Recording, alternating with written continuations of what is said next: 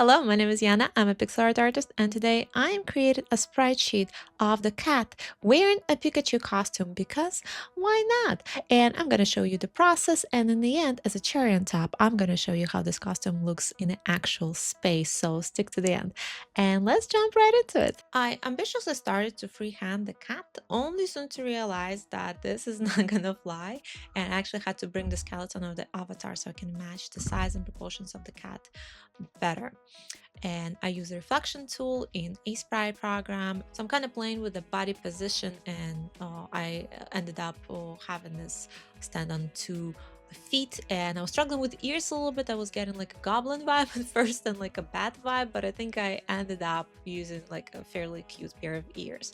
So since it's a cat wearing a costume, it's technically 2 avatars that I will be creating: the cat and the Pikachu. So there's no shortcut, so I had to create a cat first. But I was kind of faced with a struggle. Where do I put the Pikachu face? Do I just give like a rosy cheek or put it on top of the hat? And on top of the hat, I was worried that it's gonna look like a freshly slaughtered skin of the Pikachu, and I was trying to avoid that. Uh, so I experimented, but I actually ended up going with the Pikachu face on top of like a cute little hat, and I think that worked out pretty well.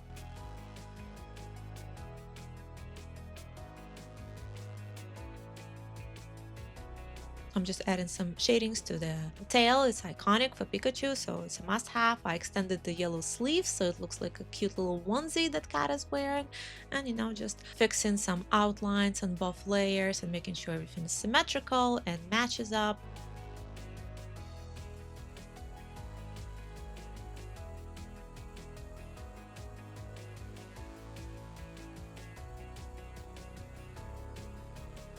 Add in some details. I decided to give Cat a tail. I know it's going to be covered by the Pikachu tail, but it actually helps me to mark up where the Pikachu's tail is supposed to go. I was really struggling with whiskers, and that was a surprise to me. It looks like an animal when it's wearing a costume, but it's kind of hard to tell that it's a cat. And whiskers, it's iconic for a cat. So I think I ended up using like a pretty elegant solution. Just add them on the sides, and they peek in from the Pikachu costume, and now you can tell it's actually a cat. So now this is done. I'm just continuing with the sprite animation of the cat taking a step forward. So it's going to be walking animation, and this series is going to be just cat taken step by step. There's a lot of copying and pasting and reflecting happening, but I also had to freehand draw a few things as well. But the good thing about it is that you need to draw it once and you can reuse it. Please like and subscribe if you enjoyed this video.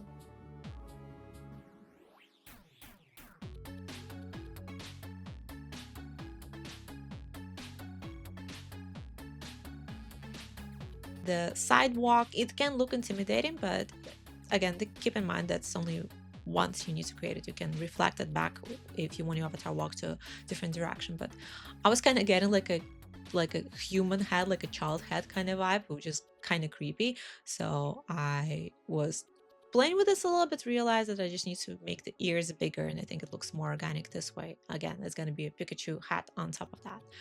So I'm just making my cat stand in a neutral position before taking a step, and it's almost done now. And now time for the Pikachu, which has a little bit more details, a little bit more challenging, but nothing we cannot do. Add in the tail, must have. And I'm just gonna put a hat on top of it. I'm using the 32 by 32 sprites, so it has to fit. Everything has to fit without losing the recognizable shape.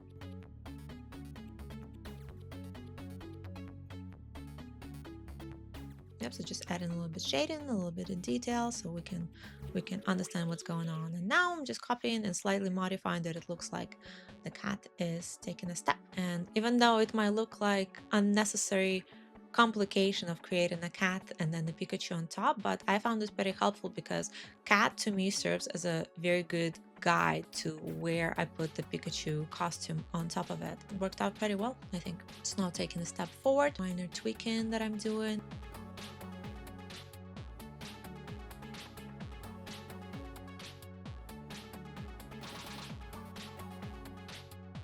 And I'm just copying the Pikachu and a cat, and it's almost pretty much done.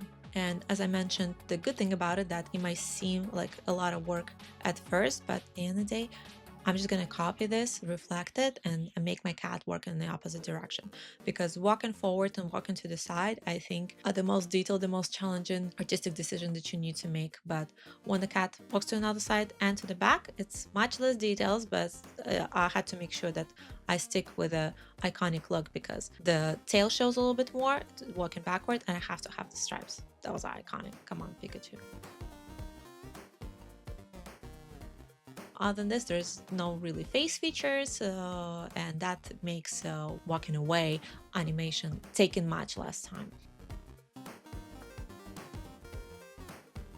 Yeah, I think it worked out pretty well in the end, and I'm just making sure that when the animation actually working, that the tail going back and forth like side to side, I think it's so much cuter. So I'm just doing some minor tweaking and adjusting, and this is where again having the cat on the tail also helps, so I can match where the Pikachu's one goes. Other than this, yeah, it's just very minor tweaks. I want to make the ears to pop up and down a little bit as it walks, and yeah, it's pretty much done.